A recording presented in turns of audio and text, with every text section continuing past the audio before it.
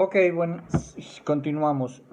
Se cortó un poco el video anterior, pero bueno, básicamente alcanzamos a hablar de este trabajo de las dos mujeres, como les dije, están decidiendo si se embarazan o no. Bueno, ya lo pueden mirar. Les decía que al final debemos saber cuál es el final de la historia. Estamos trabajando historias, entonces debemos conocer el final nosotros desde que iniciamos la historia. Tenemos que tener otra vez principio, desarrollo y fin. Bien, vamos a hablar de la otra historia que también es muy interesante, es la historia de Elías y es la historia de un joven que vive en el barrio Mandela. Es una buena descripción del barrio. Creo que es una escaleta más detallada, que creo que es más apropiado hacerla más detallada, incluir cómo son los personajes, cómo son los espacios, ser detallista en eso es importante para que el espectador conozca cómo se va a ver. Acuérdense, siempre la idea es que sepamos desde la lectura y que tengamos idea de cómo son esos espacios, cómo son esos personajes, cómo se ven, cómo visten, cómo andan, cómo hablan, etcétera, etcétera, cómo piensan, cómo sienten. Eso es importante. Entonces, es bueno que ustedes lo hagan así, que sean muy descriptivos. Bueno, el asunto de esta historia, básicamente lo digo que está bien elaborada y todo eso, sí, aunque le falta el final. Creo que les falta todavía, bueno, ahí en los comentarios lo digo, falta determinar el final de la historia, qué pasa al final, y esta historia corre el riesgo de irse muy larga. Ojo que no se les vaya, porque ya en la sola escaleta, sin terminar la historia, van 6 páginas, puede irse más, pero bueno, creo que son menos, ¿no? En realidad, porque es quitando el título eso.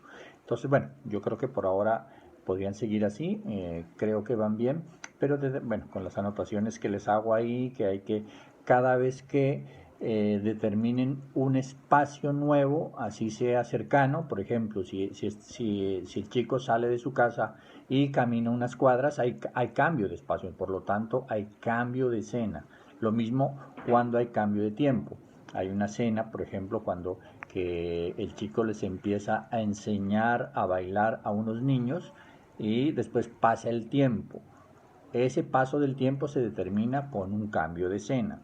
Ya vemos el comienzo, por ejemplo, de la clase y el final de la clase. Son dos escenas distintas, aunque transcurran en el mismo espacio, ha transcurrido tiempo, entonces por lo tanto son escenarios distintos. Cuando aparezcan personajes, deben determinar el número exacto de personajes, si son 3 niños, si son 5 niños, si son 6 niños, y sus edades. Esto con el fin de que a la hora de grabar las historias, de rodar las historias, se sepa exactamente cuántos personajes y cómo son. Eso le facilita el trabajo a tanto asistencia de dirección como a producción, que son los encargados de buscar los actores, etc. Entonces, en esas cosas hay que ser específico. Pero bien, el trabajo va bien. Me detengo simplemente para decirles que revisen esto del conflicto. Les pongo una pequeña lectura que no es muy complicada acerca del conflicto y el sistema en 3 actos, que básicamente es el mismo. Primer acto, se plantea el conflicto, o sea, vemos el personaje, se plantea el conflicto. Por ejemplo, en este caso conocemos al personaje, a Jeffrey, y su deseo de irse a estudiar a otro lado. Pero el problema, el conflicto se crea, él es el deseo, ese es el objetivo, pero el conflicto es que no tiene cómo irse, no tiene dinero. Entonces, ¿qué va a hacer para irse a estudiar a otra parte, que en este caso es el Brasil? Y bueno, vemos, vemos el desarrollo de la historia. Tiene que acudir a gente mala, pues, que lo está tratando de contratar para que haga fechorías. Entonces vemos si lo hace o no. De eso se trata el conflicto. Eso es primer acto. En el segundo acto vemos los obstáculos que tiene el personaje para lograr su cometido, y en el desarrollo, en el desenlace, vemos qué pasa finalmente. Entre el segundo acto y el tercer acto, ¿ya? Viene lo que se llama el clímax máximo de la historia, ¿ya? Es decir, cuando la acción llega a su máximo nivel. Por eso se establece una curva, y llega un momento en que la curva se detiene y no puede subir más allá la acción, y ahí tiene que venir el desenlace, ¿ya? Esto pues en las películas de acción ustedes lo ven, ese es el momento en que se enfrentan el protagonista con el antagonista, y en una dura pelea que finalmente pues en las películas clásicas gana el protagonista. Pero bueno, en nuestras historias también pasa eso, no necesariamente tiene que haber una pelea, pero sí un desarrollo de las acciones, qué pasa en ese momento, ¿ya? Y la decisión final. Por ejemplo, en el caso de las chicas embarazadas, que es bueno que se mantenga la incertidumbre si lo hacen o no lo hacen, y al final es que deciden ellas, y que el espectador lo sepa, qué hicieron, cuál fue su decisión final, después de superar los obstáculos, que en el caso, por ejemplo, de esta historia de las dos chicas, pueden ser obstáculos internos, es decir, ellas, su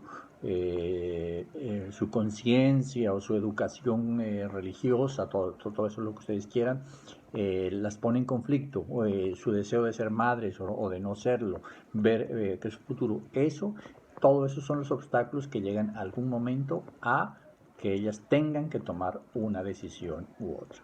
De eso se trata el conflicto. Bueno, les recuerdo que ya es hora para la siguiente clase. Ya tenemos que tener las escaletas de todos. Ya recuerden, quienes no tengan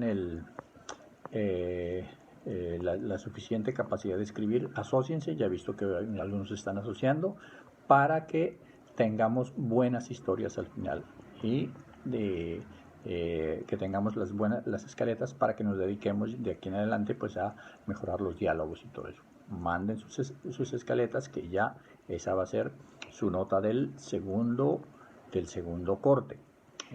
Envíenlas, y bueno, no les quito más tiempo ni los aburro más. Éxitos y síganse cuidando.